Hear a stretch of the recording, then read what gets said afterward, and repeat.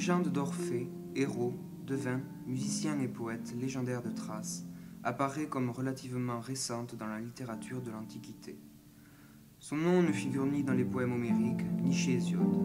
Cependant, Orphée est déjà célèbre au VIe siècle avant Jésus-Christ, comme argonaute et comme poète, voire comme devin fondateur de cultes anciens dans le monde grec, en Grèce et dans les colonies grecques, surtout en Grande Grèce, Italie du Sud et Sicile. Ibikos et Pindare sont les premières à le citer. Dès cette époque circulent sous le nom d'Orphée divers poèmes, ce qui pour certains serait la preuve d'une existence historiquement attestée et l'origine d'un courant philosophico-religieux appelé l'orphisme. Le mythe d'Orphée, dont l'essentiel est constitué dès la fin du 5e siècle avant Jésus-Christ, dans la culture grecque et qui sera largement développé par les poètes latins, peut être résumé en 4 grandes séquences. Première partie, le fils de la Muse. D'après la tradition la plus répandue, Orphée est né en Thrace, une région au nord de la Grèce qui passe pour être habitée par des sauvages, incultes et féroces. La mère d'Orphée est Calliope, qui signifie belle voix en grec, la plus prestigieuse des 9 muses, fils de Zeus et de Titane, Mnémosyne. C'est la muse de la poésie épique et de l'éloquence, celle à qui s'adressent tous les grands poètes pour trouver l'inspiration au moment de chanter, comme l'Aède Homère dès les premiers mots de l'Iliade de l'Odyssée. Ovide fait entendre sa voix pour raconter une série d'épisodes, dont l'événement de Proserpine par Pluton. Son père est Ogre, roi de Thrace, que les légendes représentent souvent comme un dieu fleuve. Si l'on désigne parfois Orphée comme fils d'Apollon, il faut sans doute considérer cette filiation comme symbolique en tant que dieu de la musique, la science des muses par excellence, et chef des muses, auquel il est très souvent associé. Apollon est le père spirituel et le maître d'Orphée. C'est précisément Apollon qui offre à Orphée une lyre à 7 cordes, et les muses qui lui enseignent l'art d'en jouer. Élève exceptionnellement doué, l'apprenti ajoute 2 cordes à sa lyre, obtenant ainsi le chiffre symbolique de 9 qui correspond au nombre de muses.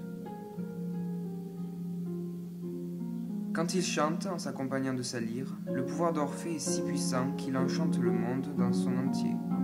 Sur terre, hommes, bêtes, arbres et rochers, dans le ciel et sous terre, dieux et déesses, mais aussi âmes des morts et monstres infernaux. Les oiseaux volent en bande au-dessous de sa tête, les fauves s'apprivoisent et même les poissons sortent de l'eau pour l'écouter. Descendu aux enfers, il réussit grâce à son chant à apaiser Cerbère, à faire cesser les supplices perpétuels des condamnés, à émouvoir Pluton. Nul donc n'échappe à cette force d'attraction. Un vase grec montre comment le poète subjugue ses compatriotes, hommes rustres et farouches, réputés pour leur légendaire sauvagerie, qui restent immobiles, comme hypnotisés en entendant les divines mélodies. De son côté, le chœur des Bacchantes d'Euripide évoque les vallons forestiers de l'Olympe, où jadis la cithare d'Orphée attirait par son chant les arbres et les bêtes.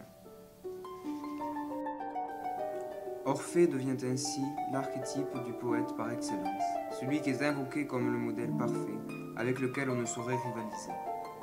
À cette occasion, il faut signaler l'importance du mythème-objet que constitue la lyre du musicien.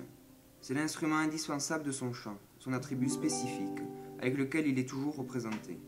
Avec elle, Orphée charme, entre et sort des enfers. Avec elle, posée sur elle, sa tête continue à chanter miraculeusement. La lyre d'Orphée n'est pas un objet technique, construit, fabriqué.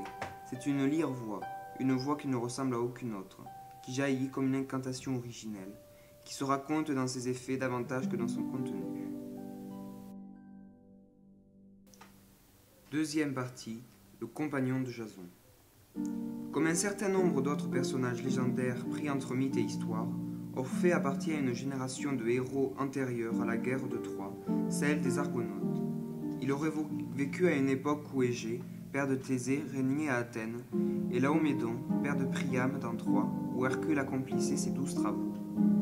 On attribuait à Orphée de nombreux voyages. On le faisait ainsi aller jusqu'en Égypte, d'où il aurait rapporté l'institution des mystères et la doctrine de l'autre vie. Mais un seul de ces voyages devint populaire, son expédition avec les Argonautes. La légende des Argonautes, extrêmement riche et complexe, est manifestement plus ancienne dans son premier noyau que les poèmes homériques. Le périple de Jason, que certains situent en 1278 avant Jésus-Christ, soit quelques 90 ans avant la prise de Troie, rivalise en célébrité avec l'autre grand périple mythique, celui d'Ulysse raconté dans l'Odyssée. Cette légende est surtout connue par un long poème épique, les Argonautiques d'Apollinoïos de Rhodès, dont Ovide s'inspire directement au livre 7 des Métamorphoses, pour développer l'histoire d'amour tragique de Médée pour Jason. Quant à la tradition orphique, elle attribuera à Orphée lui-même la paternité des Argonautica, poème écrit au IVe siècle après Jésus-Christ. Jason a reçu l'ordre de son oncle Pélias de lui ramener de Colchide la toison en or d'un bélier fabuleux gardé par le roi Aïétès, père de Médée. Le héros intrépide rassemble alors, avec l'aide de sa protectrice, la déesse Héra, des hommes les plus valeureux de son temps pour constituer son équipage. Outre Jason, le commandant en chef de l'expédition des noms illustres figure dans tous les catalogues légendaires. Parmi eux, nous pouvons citer Argos, Tiphys, le devin Ampharaos de Thèbes, Calahais et Zétès, Castor et Pollux, Pélée, Lyncée, Hercule. À tous ces héros se joignit le fils d'Apollon, Orphée, chantre divin et père de la poésie lyrique. Jason, sur le conseil de Centaure Chiron, a en effet décidé d'amener le poète, enchanteur, pour donner la cadence aux rameurs et apaiser les flots comme les querelles entre marins. Orphée permettra au navire Argo de franchir les terribles Symplegades, des écueils qui se refermaient sur les bateaux pour les broyer à l'entrée du pont Euxin. À Jason d'endormir le dragon qui gardait la toison d'or, aux Argonautes d'échapper aux sirènes. Orphée a joué un rôle important dans l'expédition des Argonautes, partis à la conquête de la toison d'or. Jason a rassemblé l'élite des guerriers grecs pour cette expédition aux confins de la Colchide. Il est appelé Orphée pour déjouer les risques qui ne se révèlent pas dans la force physique ni dans la violence guerrière. Orphée neutralise les éléments et remplit les oreilles de guerriers de son chant pour faire obstacle à celui des sirènes. Il a permis la réussite de l'expédition. Troisième partie, l'époux d'Eurydice. À son retour de Colchide, Orphée s'installe en Thrace parmi les sauvages Cicones et épouse la dryade Eurydice.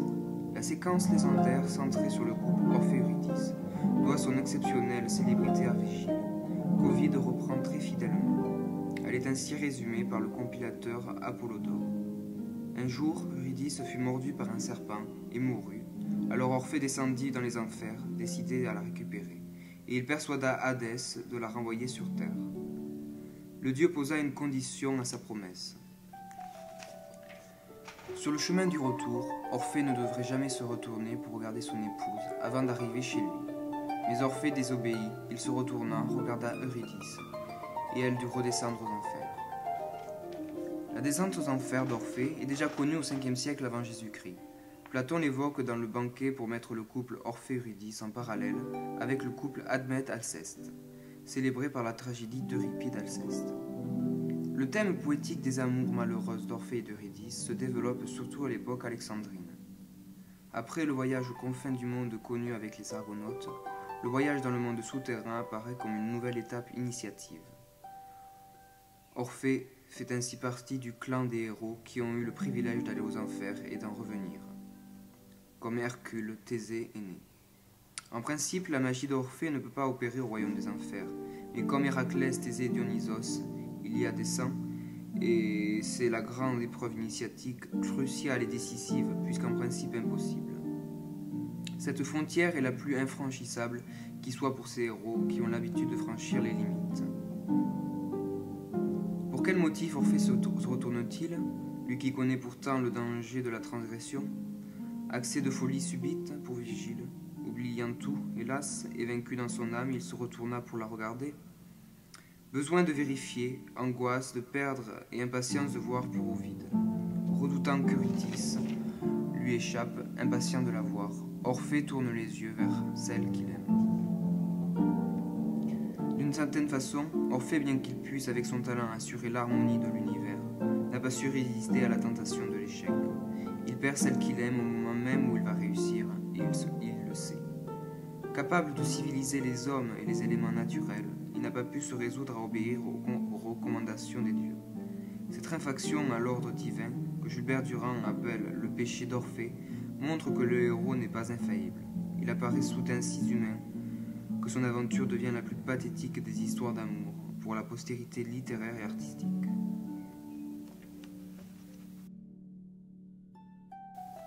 Quatrième partie, la victime des femmes. Les traditions varient sur la mort d'Orphée. Si on dit parfois que le poète s'est suicidé ou a bien été foudroyé par Zeus pour avoir révélé aux mortels ses expériences de l'au-delà lors des mystères qu'il avait instigués, l'explication la plus populaire reste celle que suggère Platon. Les dieux le condamnèrent à périr par des femmes, et que développe Ovide comme Virgile. C'est la conséquence d'une vengeance féminine. Le veuf inconsolable, devenu misogyne après la perte d'Eurydice, repousse l'amour des femmes, détourne du mariage les hommes, refuse de chanter dans les fêtes. Il est alors massacré sur la rive de l'Èbre, par une bande de femmes thraces en furie, des folles au sens précis du terme grec de ménade, utilisé pour désigner les femmes prises de délire, bacchique. Les bacchantes du cortège de Bacchus, Dionysos, qui dépaissent son corps, soit qu'elles lui reprochent de favoriser Apollon au détriment de Dionysos, soit qu'elles ne supportent pas son dédain. Orphée est ainsi littéralement victime d'une mise en pièces rituelle, comme Osiris dans la mythologie égyptienne et Dionysos dans la théogonie orphique, ou encore comme Panthée dans la tragédie d'Euripide, les Bacchantes. Il s'agit peut-être de la survivance de rites très archaïques, propres aux sociétés matriarcales pré-helléniques, où l'on procédait à la mise à mort d'un roi sacré. Ces meurtrières dispersent ensuite les morceaux du corps d'Orphée. Ses membres sont réunis et enterrés par les muses. Un tombeau d'Orphée était supposé contenir ses restes au pied du mont Olympe, tandis que sa tête et sa lyre, jetées dans l'Èbre, sont entraînées par les flots jusque sur la côte de l'île de Lesbos. Là, la tête du poète est ensevelie par les habitants. Selon certaines traditions, sa bouche rendrait des oracles de la guerre de Troie.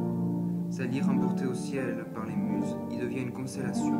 On dit aussi que c'est Zeus lui-même qui recueille la lyre d'Orphée et la place près de lui, au ciel, pour honorer la mémoire du musicien et assurer à jamais l'harmonie de l'univers. Ovide imagine la punition des meurtrières. Les femmes thraces sont métamorphosées en arbres et la récompense des victimes. Orphée mort retrouve sa chair glisse aux enfers.